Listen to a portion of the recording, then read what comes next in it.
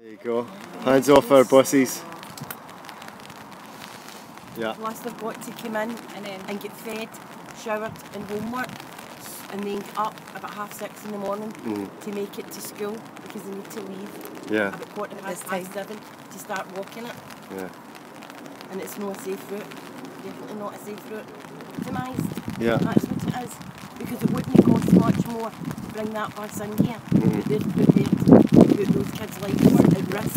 Yeah. We had 2 motorways, 4 roundabouts, and 1 which we don't even think is being assessed. Yeah.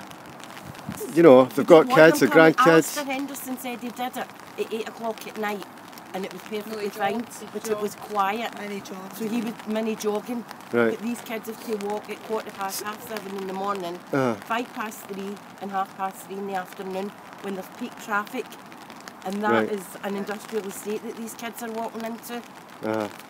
So there's all sorts of Arctics and vans and cars and whatever.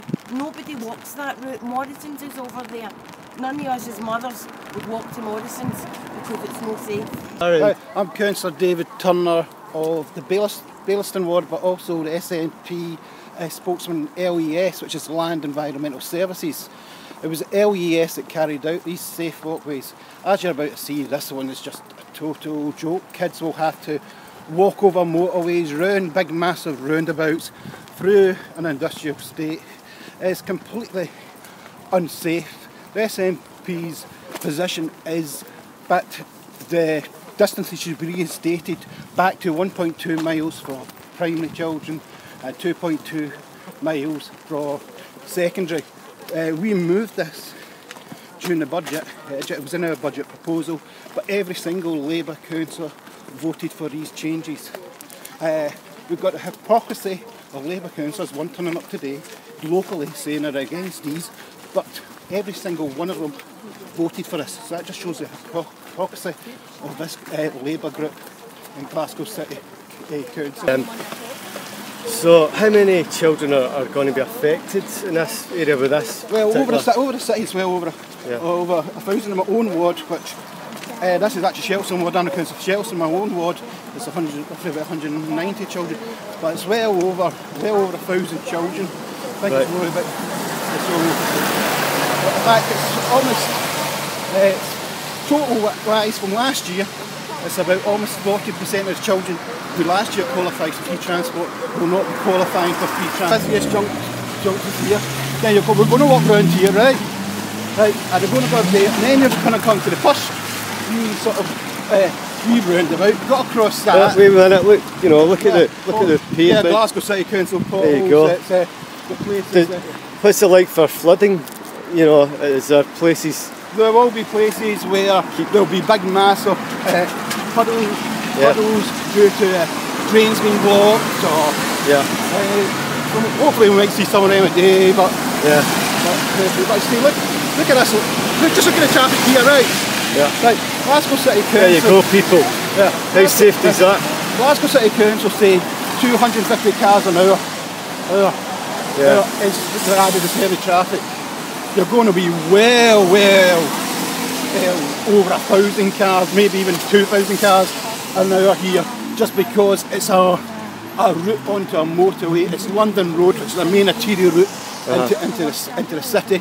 And remember, these kids will be walking to school at rush hour. The busiest time of the day. It's obviously been hit, crash barrier over there, been damaged, been hit. So there's obviously been a lot of crashes.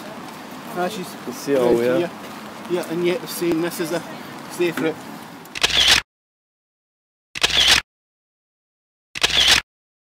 So like you see it, like the fact that they can't see the traffic lights. See, the actual drivers can't see the traffic lights. That's true. See, like, the ones that are coming from London roads, they can't see.